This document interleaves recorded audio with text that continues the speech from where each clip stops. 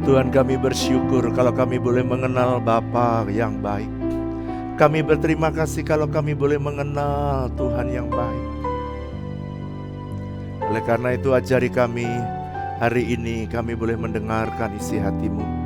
Mari bangun gerejamu, bangun jemaatmu menjadi gereja yang kuat, gereja yang perkasa, sehingga dia tahan di tengah badai. Gereja yang kuat, gereja yang tahan ketika badai topan datang, dan dia bisa melakukan apa yang menjadi kehendak-Mu. Mari berbicaralah, urapi hamba-Mu, urapi semua kami. Kami siap mendengarkan Tuhan dalam nama Yesus. Haleluya. Amin. Mari saudara, kita bersama-sama kita mengangkat Alkitab kita deklarasikan, kita bangkit berdiri bersama-sama, kita deklarasikan bersama. 1, 2, 3. Aku percaya firman-Mu berkuasa.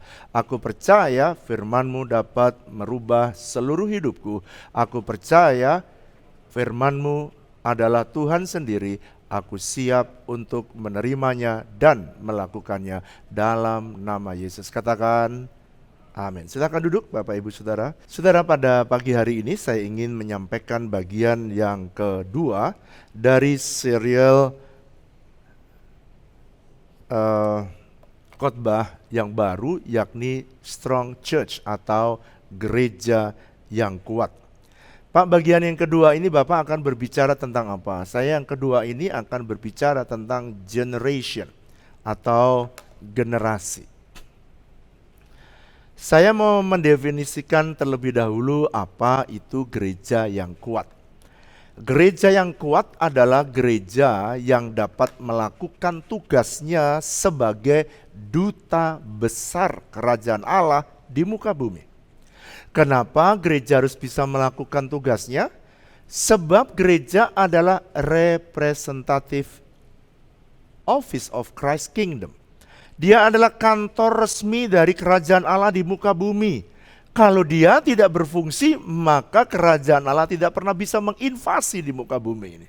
So that's why gereja yang kuat adalah gereja yang dapat melakukan tugasnya sebagai duta besar kerajaan Allah di muka bumi ini.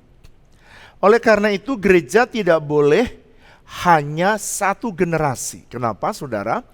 Karena kalau hanya satu generasi, maka visi yang ditaruh oleh Tuhan, long term vision yang ditaruh Tuhan di dalam sebuah gereja tidak bisa digenapi pada generasi berikutnya. Oleh karena itu gereja tidak boleh hanya satu generasi dan kemudian hilang visinya, dan gereja itu kemudian gone with the wind, tetapi gereja itu harus dari generasi kepada generasi. Itu sebabnya saya mengambil judul hari ini adalah generation.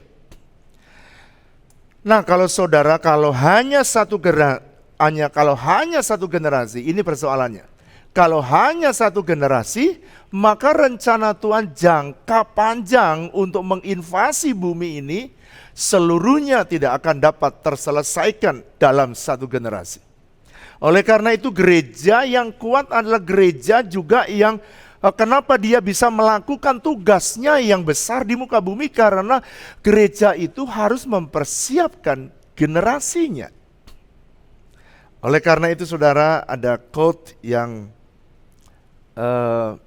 saya ambil pada hari ini. Dikatakan begini, a church that neglect to pay attention and prepare for its generation will experience silence. Its will of life will stagnate and even stop turning. Jadi gereja yang lalai memperhatikan dan mempersiapkan generasinya, dia akan mengalami kesunyian. Bahkan roda kehidupan gerejanya akan stagnan dan bahkan berhenti berputar. Kenapa saudara? Karena gereja yang tidak mempersiapkan generasinya, saudara sudah melihat begitu banyak gereja yang begitu pionirnya, pendahulunya mati, maka gerejanya langsung mati. Saya tidak mau visi yang besar yang Tuhan taruh dalam gereja ini. Saya harap gereja ini tidak akan pernah mati Pada waktu saya mati, sebaliknya saya merindukan gereja ini makin hari makin kuat. Bahkan generasi berikutnya akan dipakai oleh Tuhan jauh lebih hebat, jauh lebih dahsyat, jauh lebih luar biasa pada generasi-generasi berikutnya. Yang percaya katakan amin. Oleh karena itu mau tidak mau kita gereja harus mempersiapkan diri dan mempersiapkan generasi demi generasi. Saya akan memulai dengan sebuah visi yang Tuhan berikan. Setiap tahun saya pasti akan mengajar tentang visi gereja kita. Kenapa? Karena ada banyak orang yang baru dalam gereja kita yang kadang-kadang tidak mengenal apa itu visi gereja kita. Ini visi gereja GBI WTC, yakni membangun jemaat yang kudus. Perhatikan, makanya kalau saya bicara kekudusan, kenapa terus-menerus? Karena itu visi kita. Yang kedua, menjadi dewasa dan mengalami terobosan sehingga dapat mengubah komunitas dan mempengaruhi kota dengan nilai kerajaan dan memberikan atau menjadi dampak positif bagi bangsa kita. Nah, visi ini kalau saya rangkum dalam pendeknya, ini yang saya tulis dalam sebuah buku yang saya beri judul Kingdom Driven Church. Gereja yang digerakkan oleh visi kerajaan. Itu sebabnya gereja yang kuat adalah gereja yang dapat melakukan tugasnya sebagai representative of Christ Kingdom, sebagai kantor cabang resmi dari kerajaan Allah di muka bumi. Nah, saudara yang dikasihi Tuhan, saya ingin supaya saudara dan saya mulai kita mengerti bagaimana mempersiapkan pelayanan generasi ini. Saudara, saya akan memulai dengan kita membaca dalam Keluaran pasal yang ketiga ayat yang ke-6. Alkitab menulis dengan jelas berkata begini. Lagi ia berfirman, Tuhan berfirman, Akulah Allah ayahmu, Allah Abraham, Allah Ishak, dan Allah Yakub. Lalu Musa menutupi mukanya sebab ia takut memandang Allah. Anda perhatikan, Tuhan dari sejak awal dia memperkenalkan dirinya sebagai Allah Abraham. Begitu Abraham mati, dia memperkenalkan dirinya Allah Ishak. Begitu Ishak mati, dia memperkenalkan dirinya Allah Yakub. Yakub mati, dia memperkenalkan dirinya sebagai Allah Yusuf. Saudara, at least 3 generasi disebutkan. Tujuannya apa, saudara?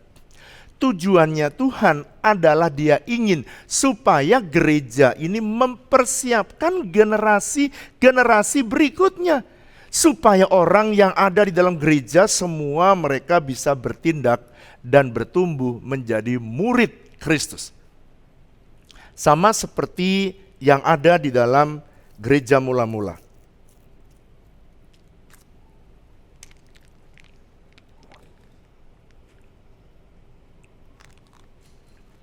Gereja mula-mula, Yesus dengan sengaja, perhatikan ya, dengan sengaja. Dia mempersiapkan murid-muridnya supaya ketika dia selesai tugasnya di muka bumi, ada yang meneruskan perjalanan, ada yang meneruskan pelayanan Yesus. Bukan waktu Yesus pergi lalu kemudian hilang. No.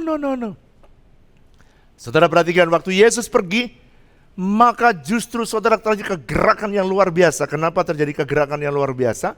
Karena murid-muridnya bekerja jauh lebih besar dari apa yang Yesus kerjakan. Wow, siapa lagi? Ada orang-orang yang berhasil seperti Abraham mendidik Ishak, Ishak berhasil mendidik Yakub, dan seterusnya. Bisa anak jasmani, bisa anak rohani, yang jelas dari generasi kepada generasi. Nah, tapi ada juga hamba-hamba Tuhan yang fail di dalam mempersiapkan generasi. Siapa contohnya, Pak? Saudara perhatikan ya, dari Musa dia berhasil melahirkan generasi berikutnya namanya Yosua. Dia anak rohaninya. Tapi dari Yosua, kalau saudara membaca, dia tidak berhasil lagi melahirkan murid lagi yang punya komitmen tinggi seperti Yosua. Yosua punya komitmen yang hebat melakukan firman Tuhan seperti Musa. Kenapa setelah Yosua kemudian hakim-hakim, saudara membaca dalam permulaan hakim-hakim ditulis orang Israel melakukan apa yang benar menurut pendapatnya sendiri. Kenapa begitu? Karena mereka tidak dimuridkan. Sehingga mereka belum punya lifestyle, gaya hidup, mentaati firman Tuhan. Fail. Siapa lagi yang gagal? Elia berhasil memuridkan Elisa. Elisa gagal memuridkan lagi. Sayang sekali saudara, muridnya namanya Gehasi, mata duitan. Itu sebabnya gereja mau tidak mau, kalau mau tetap kuat di dalam, mau pengen long term, rencana Tuhan bisa tetap berjalan dalam gerejanya, walaupun pionirnya mati. Bahkan di generasi berikutnya harus jauh lebih kuat dan jauh lebih perkasa. Saya berdoa, nanti mungkin pada sesi berikutnya saya akan berbicara tentang legacy. Nanti pada sesi berikutnya. Hari ini saya akan berbicara bagaimana gereja harus mempersiapkan generasi. Supaya tidak seperti Yosua kehilangan generasi berikutnya. Tidak seperti Elisa kehilangan generasi berikutnya. Tapi saya berdoa supaya saudara meniru Abraham. Kita mempersiapkan Ishak dan Ishak mempersiapkan pada Yakub. Dan Yakub bisa mempersiapkan Yusuf. Orang yang akhirnya dipakai Tuhan. Seharusnya generasi berikutnya lahir lagi. At least 4 generasi, itu sudah bagus. Tetapi saya berdoa, WTC bukan 4 generasi. Generasi yang akan dilahirkan setelah saya ini adalah generasi yang jauh lebih kuat dan lebih kuat sampai Yesus datang untuk kali kedua. Yang percaya tepuk tangan yang meriah buat Allah kita. Tepuk tangan yang meriah buat Yesus kita. Katakan amin. Nah saudara, itu tidak bisa terjadi begitu saja. Kenapa saudara? Karena perhatikan, visi gereja kita harus dimengerti dari generasi kepada generasi.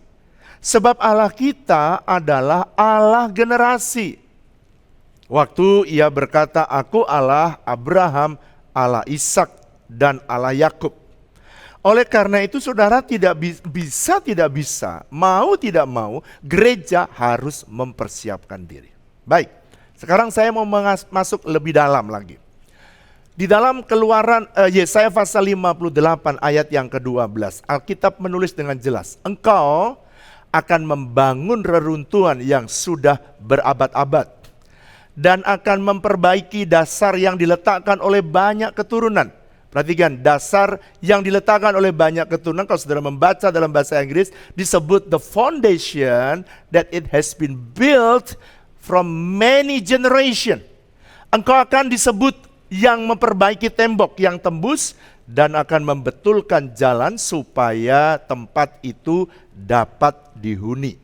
Nah saudara, jadi di dalam Yesaya pasal yang ke-58 ayat ke-12 ini, Tuhan berkata, engkau akan membangun reruntuhan yang sudah berabad-abad. Dan kamu akan memperbaiki dasar yang diletakkan oleh banyak keturunan. Di dalam bahasa Inggris dikatakan foundation of many generation. Artinya saudara kalau mau memperbaiki tembok dan membangun dasar yang benar, saudara harus mulai membangun, baik itu pelayanan apapun, mari kita bangun dari generasi kepada generasi. Pak, apakah hanya pelayanan yang saya perlu bangun generasi ke generasi? No. Saya berdoa kalau Anda adalah para businessman, saudara, saya harap Anda memikirkan jangan cuma dirimu. Bagaimana bisnis itu makin diberkati setelah kau nggak ada justru. Jangan justru saya berdoa, jangan justru setelah saudara nggak ada, lalu kemudian perusahaan itu atau bisnis itu gone with the wind. Karena semua ada di otakmu, semua ada di hatimu. Saya berdoa itulah yang harus didelegate atau didelegasikan kepada orang yang ada di bawah kita. Saudara, itu sebabnya saya berupaya sedemikian rupa, saya membagikan hidup saya kepada anak-anak inti saya, kepada anak-anak jasmani saya dan anak rohani saya. Sebab mereka adalah orang-orang yang bakal melakukan pelayanan di dalam generasi saya dan generasi-generasi berikutnya. Nah sekarang saya akan menyampaikan dengan cepat apa sih Pak istilah pelayanan generasi. Supaya saudara bisa aware dan saudara bisa pay attention. Nah Apa itu pelayanan generasi? Pelayanan generasi ini yang ditakutkan orang. Bukanlah replacement. Apa artinya? Artinya generasi yang muda baru bisa melayani setelah generasi sebelumnya mati. Saudara apa? Saudara, akibat dari akibat dari pengertian yang salah bahwa pelayanan generasi adalah replacement. Ini ada dua bahaya. Paradigma lama ini mengungkapkan bahwa kalau yang tua mati baru bisa yang muda melayani. Apa akibatnya? Akibatnya yang muda akhirnya menjadi ancaman bagi generasi yang tua. Jadi kalau ada anak muda melayani di gereja, yang tua bilang ini, wow, ini ancaman buat gua nggak bisa melayani Tuhan lagi. Lihat, jadi gereja jadi nggak sehat. Lahirnya anak muda malah jujur jadi ancaman. Itu sebabnya banyak gereja yang kalau ada anak muda yang bagus langsung diinjek. Kenapa? Membahayakan dirinya. Saya berdoa, mari semua pelayan, semua ketua distrik, kalau lihat ada ketua rayon yang potensial, bangkitkan dia supaya one day dia jadi ketua distrik seperti saudara. Kalau ada ketua kersel yang kelihatan bagus, ketua rayon juga bangkitkan dia. Satu hari dia akan bisa jadi ketua rayon. Dan seterusnya, kalau ada jemaat yang memang punya dedikasi dan dia bisa memimpin, kenapa tidak di-upgrade menjadi ketua kersel dan terus naik jadi ketua rayon dan menjadi ketua distrik one day. Saudara, itu yang berbahaya yang pertama, anak muda menjadi ancaman. Tapi sebaliknya, yang muda bisa berdoa, Tuhan kapan ya pendetaku mati? Lo gitu saudara, kapan yang tua-tua ini mati? Karena kalau replacement dia tidak akan bisa mengaktualisasi dirinya sebelum yang tua mati. Saudara ingat ya, pelayanan generasi bukanlah replacement. Tetapi pelayanan generasi seharusnya adalah reinforcement. Apa artinya Pak? Pelayanan generasi adalah reinforcement. Artinya bahwa generasi demi generasi melayani Tuhan bersama-sama. Saya berdoa supaya di dalam gereja GBIWTC semua pengerja, semua pelayan, semua jemaat menyadari ini. Jadi gini, kalau saya membangkitkan generasi yang muda untuk khotbah, jangan marah. Jangan gini, kok nggak bisa kayak Bapak kalau melayani? Ya iyalah kan masih muda.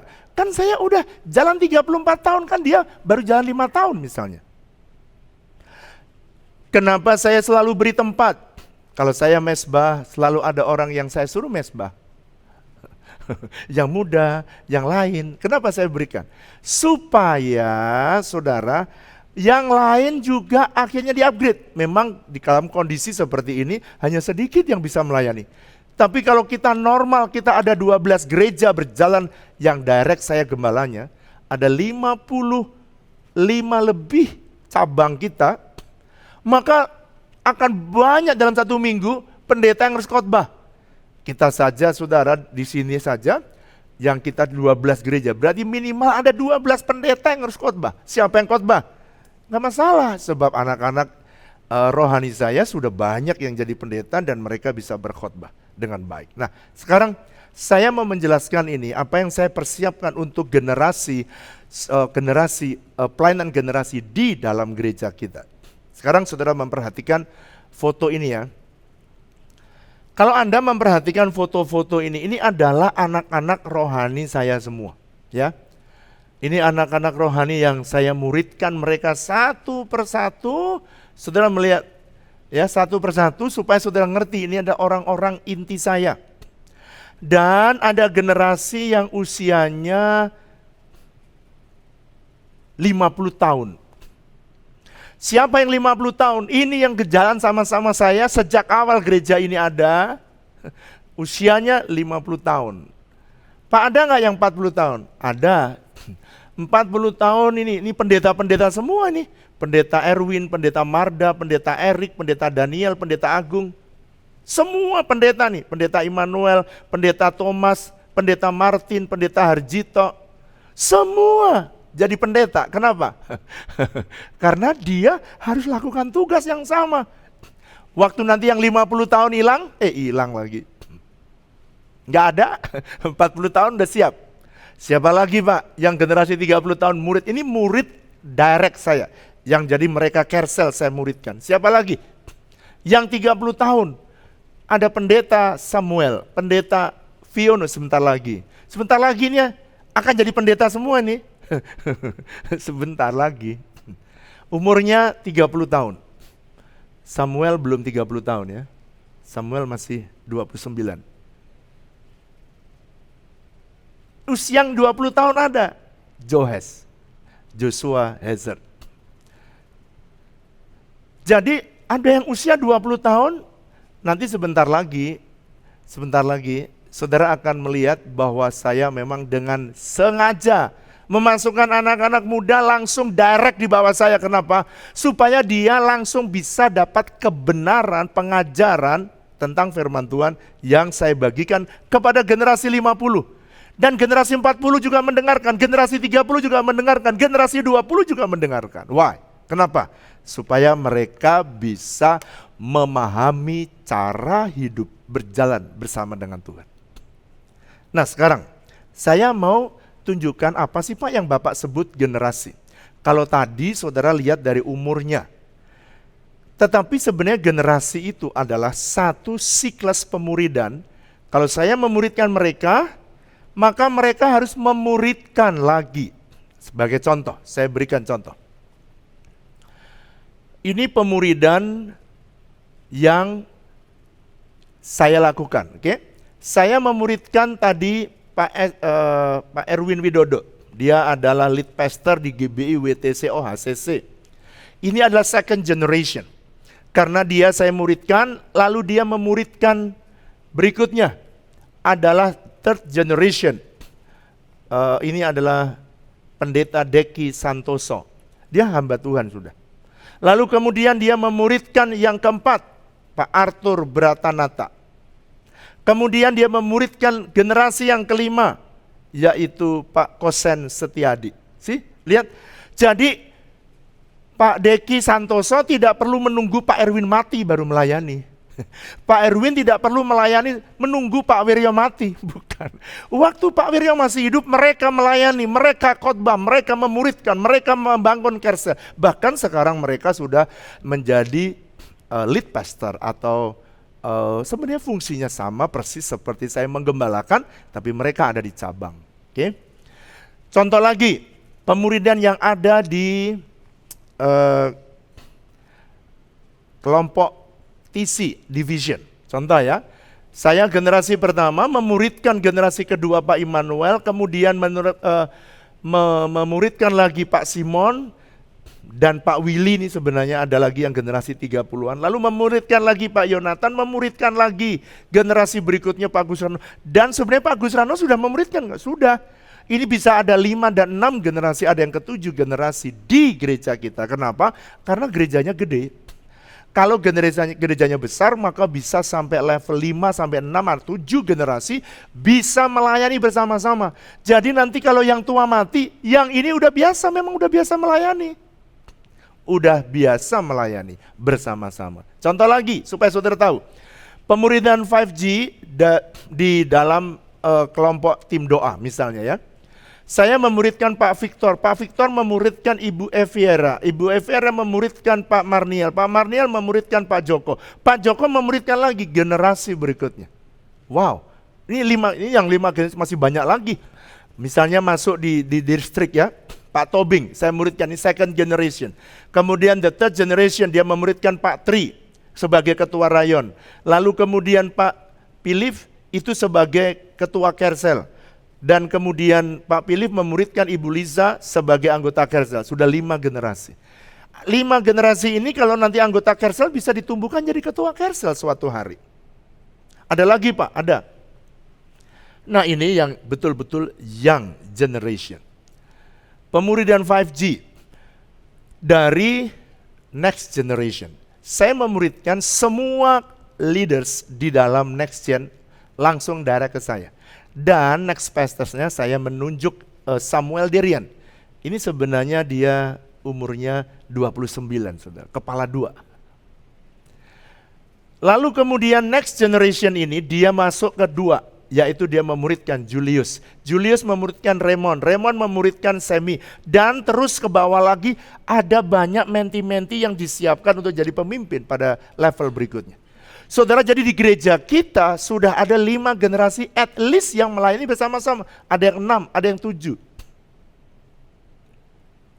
Jadi dari usia kita muridkan, dari level pemuridannya kita punya level demi level, supaya apa? Supaya dari generasi kepada generasi, supaya kalau yang pertama tadi sudah dipanggil Tuhan, generasi kedua, 3, 4, 5, 6 sudah siap melayani dan sudah tidak canggung lagi.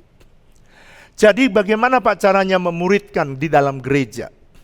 Dimulailah dari anak-anak. Saya kenapa pay attention untuk anak-anak? Harus dimulai dari anak-anak, remaja, pemuda, kemudian dewasa muda, umum, lansia, semua harus melayani Tuhan. Baru gereja itu jadi kuat. Nah, saya beri contoh. Pada waktu saudara lihat Natal, maka 5 generasi, ada yang tua, ada yang dewasa muda, ada yang youth, ada yang 180, ada yang anak-anak, semua ikut terlibat dalam pelayanan di dalam Natal kita. Oleh karena itu pemuridan harus dimulai dari anak-anak sampai kepada orang tua. Saya kasih stressing ini, dengan sengaja. Kenapa Pak memuridkan harus dengan sengaja dan tidak boleh sambil lalu? Anda tidak akan pernah jadi memuridkan dengan sambil lalu. Itu sebabnya saudara, saya memuridkan orang inti saya yang sekarang jadi pendeta-pendeta di gereja ini. Dulu dari 16 tahun lalu kita mulai gereja ini, saya muridkan mereka. Sampai hari ini setiap minggu, kecuali saya pergi keluar kota atau keluar negeri. Selama saya ada di Tangerang, mereka selalu belajar memuridkan, saya bagikan hidup. Kenapa? Karena mereka harus mengejar cara saya hidup bersama dengan Tuhan. Sebab mereka bukan terima knowledge, tapi mereka harus terima impartasi.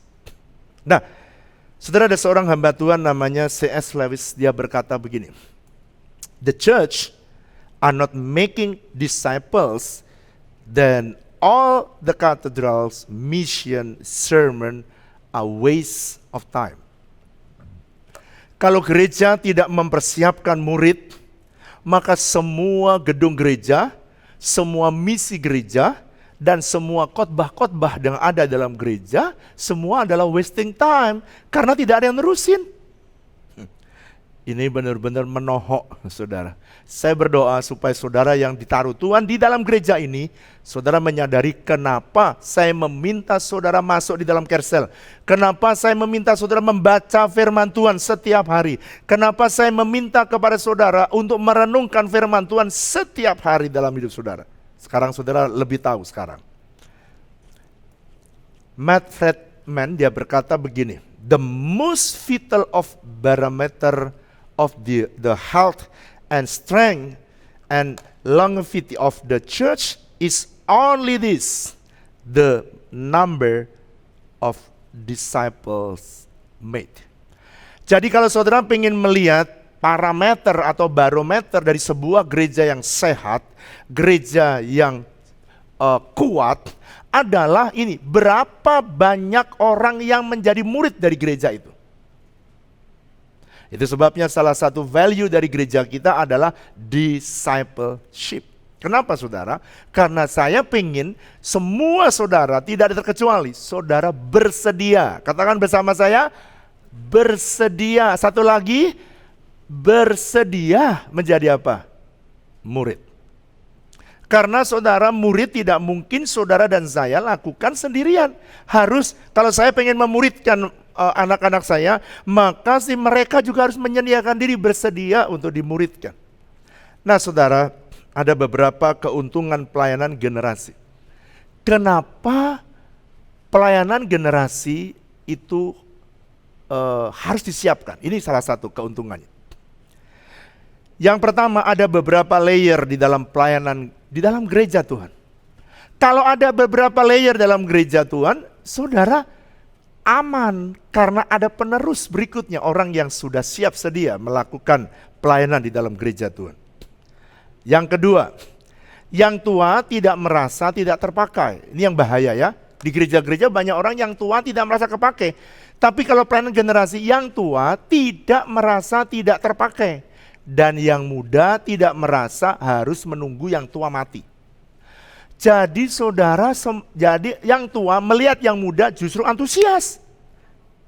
Yang muda melihat yang tua juga antusias. Jangan gini, kok nggak mati-mati ya? Gitu. itu. Saya berdoa supaya tidak ada yang mendoakan saya cepat mati ya. Itu sebabnya saya mempersiapkan pelayanan ini generasional. Artinya secara dari generasi kepada generasi. Nah, saya ingin menyampaikan dengan cepat apa yang harus kita kerjakan, apa yang harus kita lakukan supaya pelayanan generasi kuat atau berjalan di dalam gereja ini. Oke, nomor satu. Saya harap ini sudah kita kerjakan, tapi saya harap saudara yang baru ngerti, saudara mulai memberi diri supaya saudara makin banyak murid di dalam gereja Tuhan. Yang pertama, apa yang harus saudara dan saya lakukan? Nomor satu, kita harus dengan sengaja memuridkan anak-anak muda, saudara. Dengan sengaja memuridkan anak-anak muda. Kenapa Pak? Karena menurut Amsal pasal 22 berkata begini, didiklah orang muda menurut jalan yang patut baginya. Maka pada masa tuanya pun ia tidak akan menyimpang daripada jalan itu. Jadi dengan kata lain, kenapa anak muda, ini alasan saya. Kenapa sih Pak anak muda harus dimuridkan dari sejak muda? Sebab kalau dia dimuridkan dari sejak muda, pada masa tua pun nanti seperti kita tetap setia dan tidak akan menyimpang dari jalan Tuhan. Itu sebabnya saudara, saya memuridkan mulai dari kids. Saya minta kepada kids division, saya minta supaya mereka membuat namanya kids altar. Kenapa ada kids altar? Dari kecil-kecil sudah melayani. Saya kemarin lihat cucu saya, lihat videonya ya, diambil mama-mamahnya. Anak kecil umur 3 tahun udah lihat di video karena terpaksa saudara di laptop maminya, dan dia sudah mulai berdoa untuk temannya yang sakit. Dia berdoa supaya rumahnya tidak kebanjiran, sebab rumahnya kemarin dia kebanjiran. Waktu airnya turun besar dan kemudian masuk di drainasenya dan bikin mainan dia. Kenapa kok dia berdoa? Karena mainannya basah. Anak kecil dia berdoa begitu polos, Tuhan sembuhkan teman saya yang lagi sakit. Tuhan tolong supaya jangan kebanjiran. Walaupun masih egois tapi lumayan bisa belajar berdoa. Kenapa kok dia berdoa kebanjiran? Supaya mainannya tidak basah. Ketika saya tanya kenapa kamu berdoa? Ya supaya tahu mainannya, ini kanor basah Grandpa katanya. Anak remaja kita muridkan enggak? Harus kita muridkan. Mereka yang ada di 180, saya minta mereka ada di Kersel-Kersel kecuali kebaktian. FLCC, mereka juga ada tim mahasiswa yang memuridkan para teman-teman mereka yang ada di mahasiswa. Bagaimana dewasa muda? Saya minta tekankan kepada mereka, kamu yang dewasa muda jangan cuma hanya kebaktian, kamu mesti bangun Kersel untuk memuridkan ke bawah. Saudara, ini statement saya, quote saya. Karena ada jemaat yang minta supaya orang Asia itu jarang mempublikasikan quote ya. Dan dari usul jemaat ini saya sekarang mempublikasikan quote-quote yang saya buat. Young generation who are taught and disciplined on the word of God will discover God's way of life and plan. On the contrary, those who are not will perish and lead their life to their destruction. Generasi muda yang diajar dan dididik oleh firman Tuhan, dia akan menemukan jalan kehidupan dan menemukan juga rencana Tuhan. Sebaliknya generasi muda yang tidak diajar dan dididik dengan firman Tuhan akan menuju pada kehancuran dan kebinasaan. Saya berdoa supaya saudara perhatikan. Jadi kita mesti pay attention, mau tidak mau, suka tidak suka. Semua saya minta orang yang ditaruh Tuhan di wadah ini, mulai dari kids, izinkanlah anakmu dididik dalam takut akan Tuhan. Dan saya berterima kasih buat orang tua yang sudah membawa anak-anaknya ke Kids Altar. Didik anakmu dan arahin anakmu. Ya, saya masih ingat waktu saya mendidik anak saya, dia tidak mau sekolah minggu. Jangan saudara biarkan gini, kamu, mami, papi nggak mau sekolah minggu. Terus saudara membela anakmu bawa ke gereja atas. Itu orang tua yang tidak ngerti pelayanan generasi. Saudara waktu kecil Anda biarkan dia menguasai saudara dan dia jalan dengan hidupnya sendiri. Dia katakan gini, dia yang tidak dididik dalam firman Tuhan, dia sedang berjalan dalam destruction, dalam kebinasaan, dalam kehancuran hidupnya. Saudara kan tidak mau anakmu juga anak saya. Anak jasmani saudara itu anak rohani saya. Saya pengen dari sejak muda, dari sejak kecil, biarkan mereka dimuridkan. Sehingga satu hari saudara akan lihat anak-anakmu perkasa, bahkan lebih hebat dari papi dan maminya. Dan saya berterima kasih buat semua jemaat yang membawa anak-anak kecilnya di Kids Altar, yang membawa anak SMA dan SMP-nya masuk di 180 Carousel. Saya berterima kasih buat orang tua yang membawa anak-anak dan mendorong anak-anaknya untuk masuk di FLCC. Kadang-kadang orang tua di masa usia remaja ke bawah Anda itu perlu dominan. Tapi kalau setelah dewasa Anda sudah mahasiswa, saudara-saudara harus menjadi coacher saja, pendamping mereka. Itu sebabnya yang kecil-kecil, ayo mereka masih perlu saudara dominan terhadap mereka. Arahkan mereka bahkan sedikit tanda kutip paksa. Jangan dengar anakmu ya, paksa mereka untuk dididik dalam takut akan Tuhan. Dulu anak saya nggak mau sekolah minggu, saya bilang gini, kamu nggak mau sekolah minggu? Enggak Pak, enggak. Sekolah minggu, pergi dia. Kalau sama maminya masih berani, enggak Pi, enggak Mi, enggak Mama. Berani. Makanya peran dari ayah sangat penting. Mendidik anak bukan tugas istri. Mendidik anak itu tugas istri dan, dengar, suami. Kadang-kadang ada seorang anak yang tidak bisa dinasihati oleh orang ibunya, figur bapak. Anak saya kalau bandel sama mamanya, dia bilang, dia panggil nama saya aja, langsung anaknya terbirit-birit mengikuti. Kenapa saudara? Ketimbang berhadapan dengan otoritas yang lebih keras, saya lebih baik taat. Nah saudara, tetapi anak waktu kecil harus berhadapan dengan orang tua yang disiplin hidupnya. Ini quote saya untuk generasi muda. The young generation who has never received direction according to the word of God will have the potential to self and future destruction. Semua generasi muda yang tidak menerima didikan dan arahan firman Tuhan, kelak akan berpotensi merusak dirinya dan merusak masa depannya. Oleh karena itu Anda ingin lihat generasimu lebih bagus ke depan, generasi orang yang di bawah saudara lebih bagus, mari ayo kita disiplinkan bersama-sama. Saya tidak bisa memuridkan semua gereja, semua jemaat. Saya bisa mengajak saudara dan saya siapkan saudara semua tempat untuk Anda bisa dimuridkan. Pak, di gereja ini saya ingin tahu bagaimana sih caranya Bapak memuridkan jemaat. Lihat, ada 4 cara saya memuridkan jemaat. Pertama, saya memuridkan mereka melalui ibadah raya. Itu sebabnya saudara kalau khotbah seperti ini saudara punya outline-nya. Betul ya? Yang kedua, gereja lain mungkin saudara tidak melihatnya, itu nggak apa-apa. Jangan gini, Pak, gereja lain kok boleh sih nggak nyatet?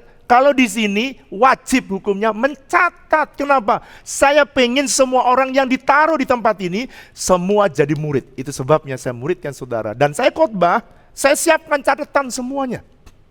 Yang kedua, memuridkan melalui transformation class.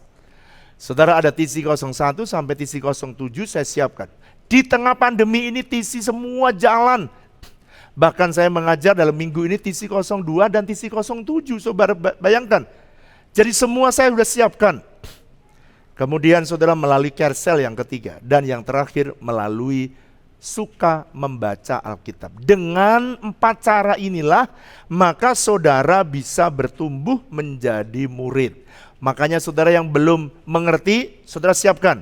Saudara dimuridkan di ibadah raya, mencatat. 2, saudara masuk di kelas TC 01 sampai 07. Kalau saudara nanti punya waktu, kita akan terangkan lebih dalam. Yang kedua, bagaimana caranya supaya kita bisa mempersiapkan generasi muda, generasi kepada generasi? Maka mau tidak mau kita harus menyediakan, ini harus kita lakukan, menyediakan fasilitas agar anak-anak muda bisa bertumbuh. Pak, fasilitas apa yang harus sediakan? Atau fasilitas apa yang ada di GBI WTC? Kids, kita punya Kids Center, WTC Kids Center. 3 lantai untuk khusus anak-anak. Bahkan dia sudah hari-hari ini sudah nggak cukup ya. Karena kalau biasa kebaktian offline, mereka memerlukan tempat yang lebih besar. Kemudian kita sediakan juga Kids Club. Untuk apa? Untuk activity. Kemudian ada DID untuk mereka yang suka menari, Dance in Diversity. Jadi mereka punya fasilitas semua, peralatan, tempat latihan, semua kita fasilitasi. Peralatan sosial media untuk anak-anak muda, kita sekarang saudara siapkan untuk broadcast studio, kita punya juga rekaman, studio untuk rekaman, kita siapkan semua. Anak 180, saudara kita kasih 3 ruko untuk anak 180 kita. Anak FLCC kita fasilitasi dengan membuat ruang kebaktian buat mereka. Semua kita fasilitasi dan juga untuk ruangan-ruangan TC kita fasilitasi karena saya pengen dengan sengaja gereja ini mempersiapkan supaya semua anak muda bisa menjadi murid. Yang ketiga, memberi kesempatan untuk melayani agar talenta dan karunia mereka bisa bertumbuh dan berkembang. Itu sebabnya saudara yang senang media masuk di kreator. Mereka saudara yang senang kreatif, desain dan fotografi, desain, saudara pengen jadi presenter dan sebagainya, saudara masuk di kreator. Saudara yang pengen mengembangkan karunia saudara untuk membimbing orang lain masuk di dalam Kersel. Saudara bisa jadi ketua Kersel. Pelayanan setiap generasi dengan sengaja saya siapkan, kenapa? Supaya anak-anak bisa melayani Tuhan dari sejak anak-anak. Saudara, kalau yang nari anak kecil lucu, tapi kalau emak-emak yang nari kurang lucu, saudara. Makanya biarlah dia yang kecil-kecil nari. Gitu. Tapi kalau Natal semua dari emak-emak, encim-encim, semua ikut latihan sampai yang sekolah minggu, semua ikut. Itu sebabnya pelayanan namanya pelayanan generasi.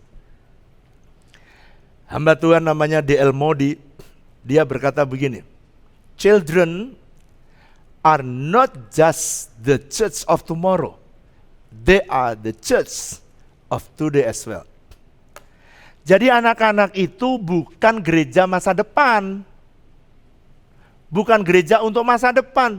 No, anak-anak itu ya gereja sekarang ini. Jadi jangan bilang, ini dengar paradigma lama bilang gini, kalau lihat anak-anak atau anak muda itu dihitungnya setengah. Setengah, kenapa saudara?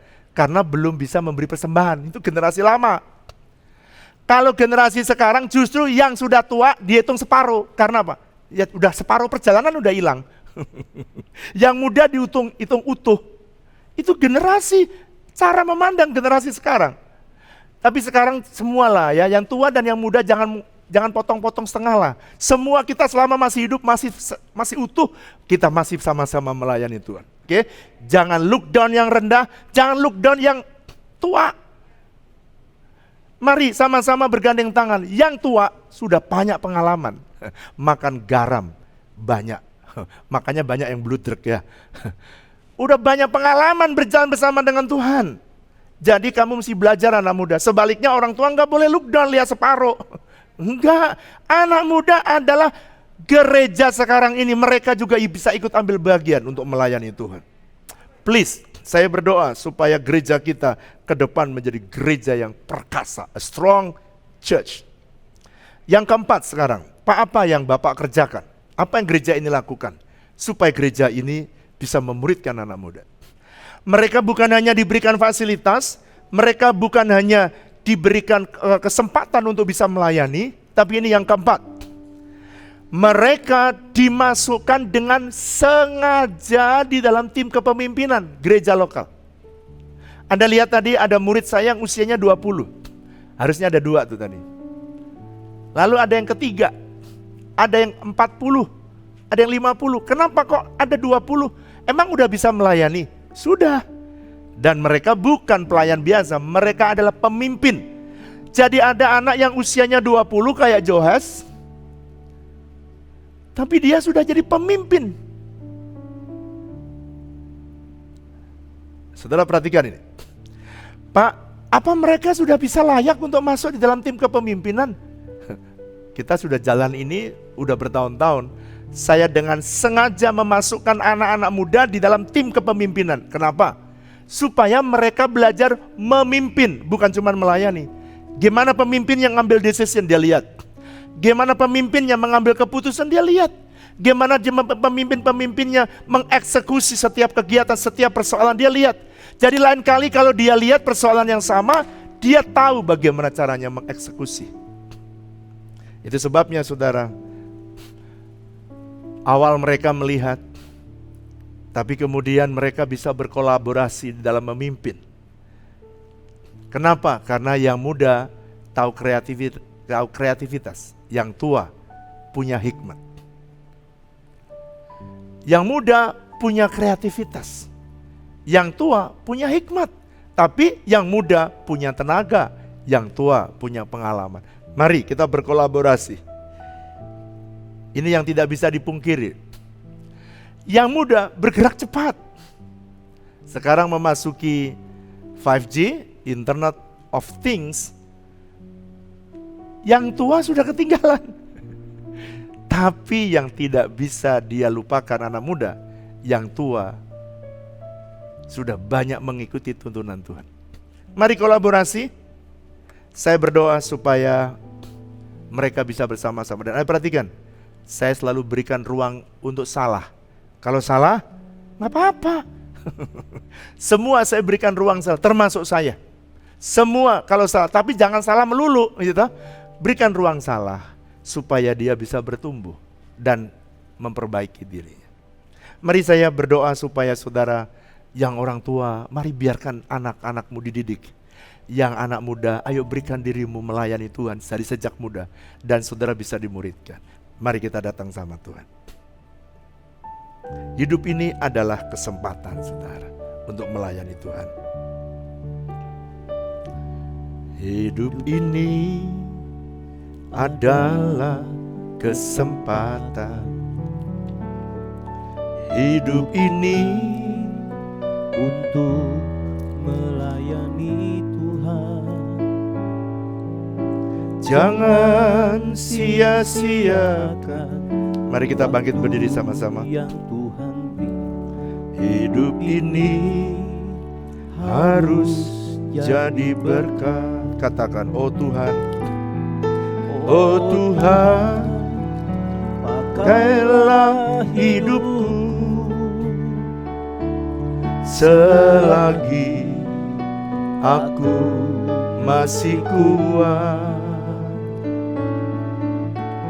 Bila saatnya nanti ku tak berdaya lagi, hidup ini sudah jadi berkat. Mari angkat roti di tangan kanan kita tinggi-tinggi. Sebab apa yang telah kuteruskan kepadamu telah aku terima dari Tuhan, yaitu bahwa Tuhan Yesus pada malam waktu ia diserahkan, ia mengambil roti. Mari angkat roti tangan kanan kita tinggi-tinggi. Dan sesudah itu ia mengucap syukur atasnya dan ia memecah-mecahkannya. Sembari dia berkata, inilah tubuhku yang diserahkan bagi kamu, perbuatlah ini menjadi peringatan akan aku. Kekasih-kekasih Kristus, bukankah roti yang kita pecah-pecahkan ini adalah persekutuan kita dengan tubuh Kristus? Mari makan saudara, dalam nama Yesus.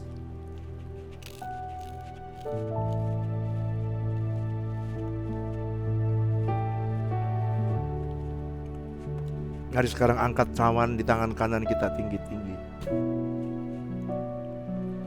Demikian juga ia mengambil cawan. Sesudah makan lalu ia berkata, cawan ini ada perjanjian baru yang dimeteraikan oleh darahku. Perbuatlah ini setiap kali kamu meminumnya menjadi peringatan akan aku. Kekasih-kekasih Kristus, bukankah cawan pengucapan syukur yang atasnya kita ucapkan syukur ini adalah persekutuan kita dengan darah Kristus? Mari minum saudara, dalam nama Yesus.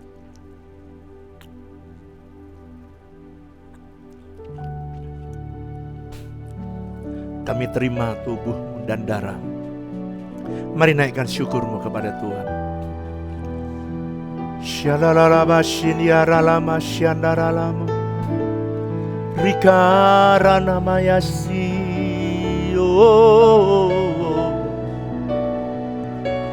Rikararabaya sandaralamo Rininianaranalamo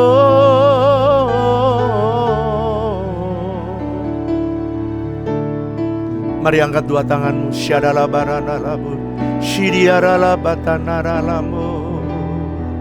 Mari angkat dua tanganmu dan berkata, Tuhan didik aku, jadikan aku menjadi murid, jadikan aku menjadi hamba-Mu. Selagi ada kesempatan pakai aku untuk melayani. Mari angkat dua tangan. Shandaralabara jama jama jama jama jama jama jama jama jama jama jama tama jama Shandaralabara Rikararaba shandaralaba shandaralaba Rikanaralama yasiyo Shalabaralabaralabaralabaralabara. Semua Tuhan, tidak ada yang terlewat.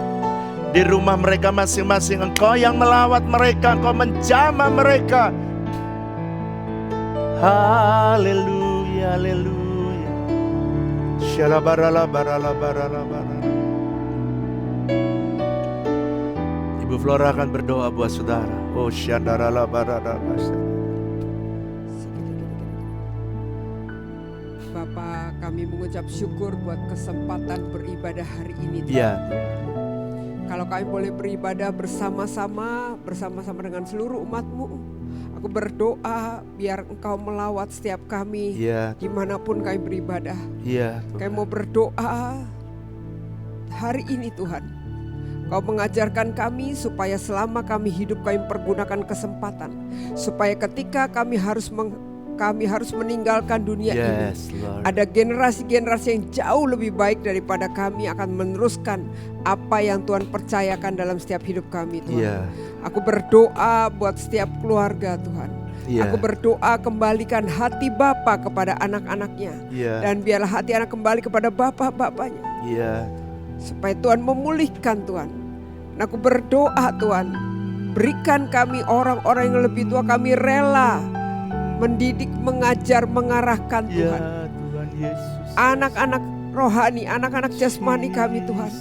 Supaya lahir orang-orang yang takut akan Tuhan, yang sungguh-sungguh menghargai Tuhan dan mengalami Tuhan setiap hari dalam hidup mereka.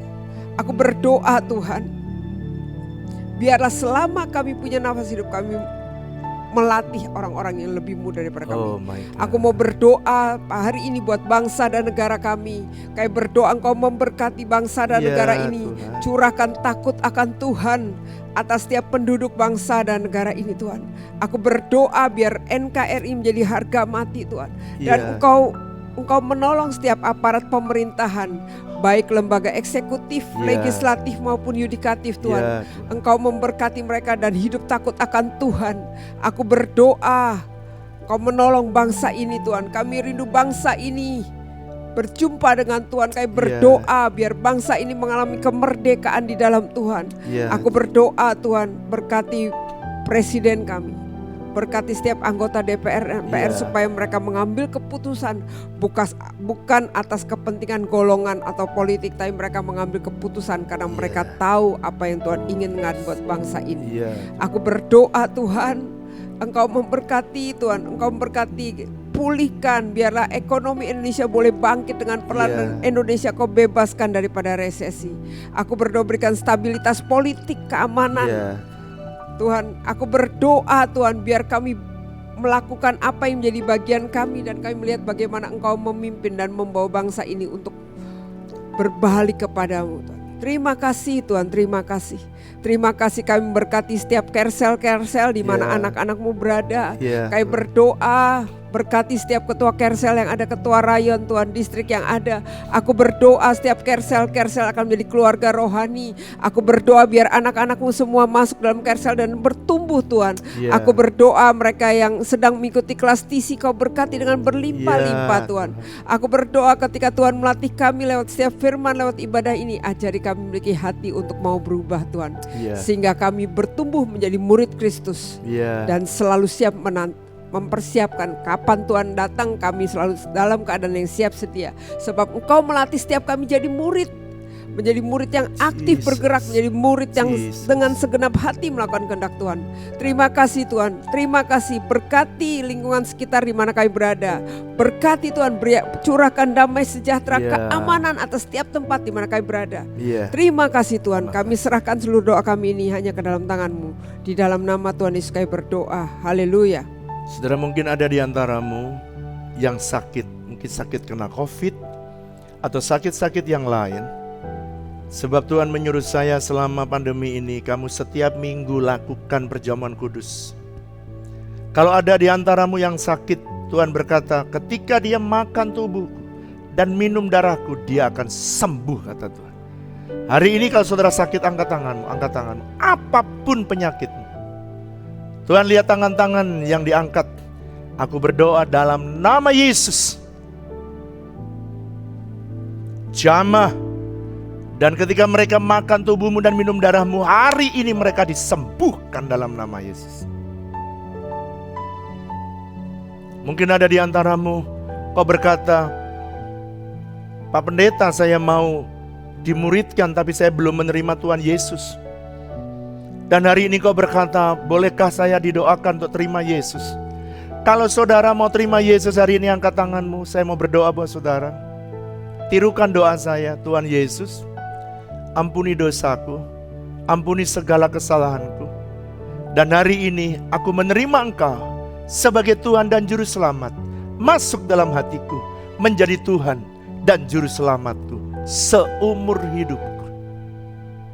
Sekarang saudara, mari angkat dua tangan dan terimalah berkat Tuhan. Kembalilah dalam kehidupanmu sehari-hari. Diberkatilah pelayananmu, diberkatilah keluargamu, diberkatilah bisnismu, diberkatilah pekerjaanmu, diberkati keluargamu, diberkati anak-anakmu. Berkat yang berasal dari Allah Bapa kita, kasih dan cinta dari Tuhan Yesus, persekutuan yang manis dengan Allah Roh Kudus kiranya menyertai saudara sekalian mulai hari ini bahkan sampai selama-lamanya. Yang percaya sama-sama katakan amin. Selamat hari Minggu. Tuhan Yesus memberkati saudara berlimpah-limpah. Sungguh merupakan sebuah kebenaran Tuhan yang sangat luar biasa ketika Tuhan membukakan bagi kita lewat hamba Tuhan, yaitu lewat senior pastor kita di tempat ini, ketika kita diajarkan bagaimana membangun gereja yang kuat dengan memikirkan 5 generasi yang sangat penting untuk dipertahankan untuk kelangsungan gereja ini. Semoga kebenaran firman Tuhan yang kita sama-sama kita dengarkan hari ini memberikan kita kekuatan, memberikan kita pengharapan, dan memberikan kita tuntunan untuk kita bisa menjalani hidup kita sesuai dengan rencana Tuhan.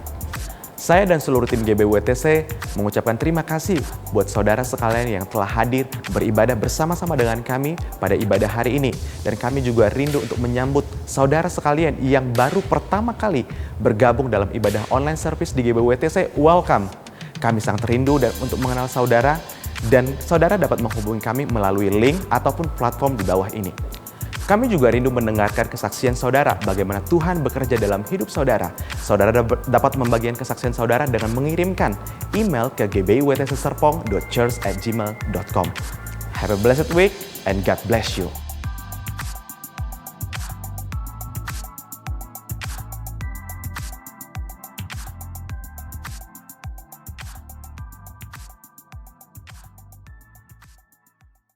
Shalom Bapak Ibu Saudara. Selamat hari Minggu.